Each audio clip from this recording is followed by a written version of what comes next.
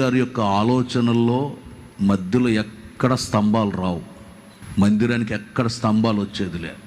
అయితే మేరక్క చెప్పారు, ఇక్కడ 2 స్తంభాలు వస్తాయన్న, ఇక్కడ ఖచ్చితంగా ఈ 2 స్తంభాలు వస్తాయి.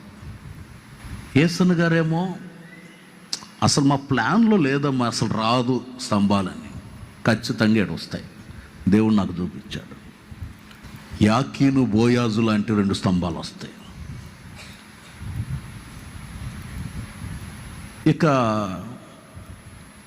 అక్క చెప్పాల్సింది చెప్పేశారు యేసన్న గారికి.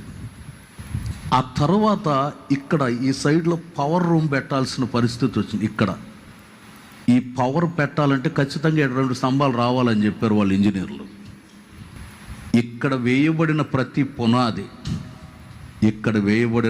పునాది ఏది నిర్ణయించబడినా అది ప్రార్థనాపూర్వకంగా, దర్శనపూర్వకంగానే నిర్ణయించబడింది. దేవునికి స్తోత్రం, హల్లెలూయా. దర్శనానుసారంగానే వేయబడ్డాయి ఇక్కడ అన్నీ కూడా. సొంత ఆలోచనలు ఏది జరగల, ప్రతి దానికి దైవ నిర్ణయమే ఇక్కడ. ఆ దర్శనము చేత ఇవ్వబడినటువంటి ఈ ప్రార్థనా మందిరపు యొక్క పరిచర్య